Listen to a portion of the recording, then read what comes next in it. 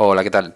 En este vídeo veremos muy rápidamente cómo podemos solucionar y qué es el error IMM32.dll. Si nos falta este fichero, Windows puede que arroje un error en el cual nos indica que está faltando el fichero IMM32.dll. Pero primeramente tenemos que saber qué es este fichero, ¿vale? El fichero IMM32.dll es un archivo de los DLLs utilizados por el programa de Microsoft Windows Input. Este archivo DLL controla varios métodos de entradas e incluso los comandos de entrada de tu ratón y tu teclado para tu PC y los convierte en procesos reales para que puedas utilizar tu PC. Lógicamente, si este fichero falta, es normal que te dé algún error tu sistema operativo. Por eso lo que vamos a hacer es primeramente ejecutar algunos servicios de análisis para comprobar si nuestro PC está infectado y podamos por lo menos solucionar este problema. Entonces lo primero que tenemos que hacer es entrar a la seguridad de Windows, ¿vale? Una vez que estamos dentro de la seguridad de Windows, vamos a ver, seguridad de Windows, ¿vale? La aplicación de seguridad de Windows, haremos un scan para comprobar si tenemos algún tipo de amenaza en nuestro PC. Entonces este scan lo haremos de manera rápida, ¿vale? No vamos a hacer un scan completo porque entonces nos escanearía completamente nuestro PC. Entonces nos vamos a dirigir a la protección de virus, ¿vale? Protección de antivirus contra amenazas. Y una vez que estamos aquí, lo que vamos a hacer es un scan rápido, ¿vale? Podemos hacer un scan rápido, pero yo te recomiendo también hacer un análisis completo. En vez de hacer un scan de esta manera de examen rápido, vamos a hacer opciones de exámenes y verás que tienes aquí un examen completo. Podemos hacer un examen completo si con el primero, que es el rápido, no resuelves, ¿vale? Entonces te recomiendo hacer cualquiera de los dos y una vez que tengas todo esto hecho, veremos algún tipo de herramientas que podemos comprobar si tenemos nuestro sistema se sigue fallando, ¿no? El fichero DLL. Entonces, después de haber hecho esta comprobación, vamos a entrar a la consola de Windows CMD y la vamos a ejecutar como administrador.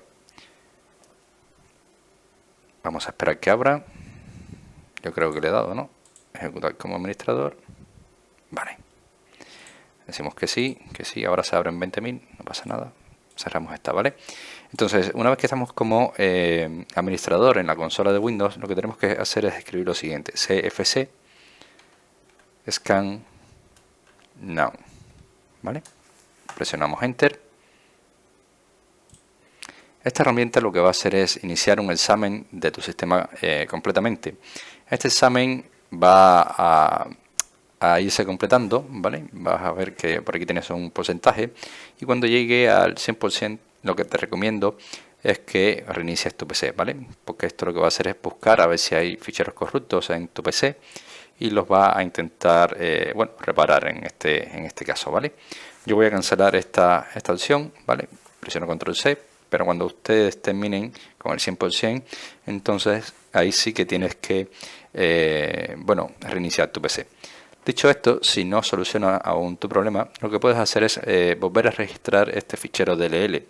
Entonces, lo que vamos a hacer es registrarlo y vamos a escribir en esta consola rec, vamos a ver si me deja, a ver, rec svr32 espacio imm32.dll. Damos Enter y esto nos está indicando que se acaba de cargar el módulo IMM32, pero no se encontró el punto de entrada, ¿vale? Asegúrate que IMD es un archivo DLL o caso válido, inténtelo de nuevo, ¿vale?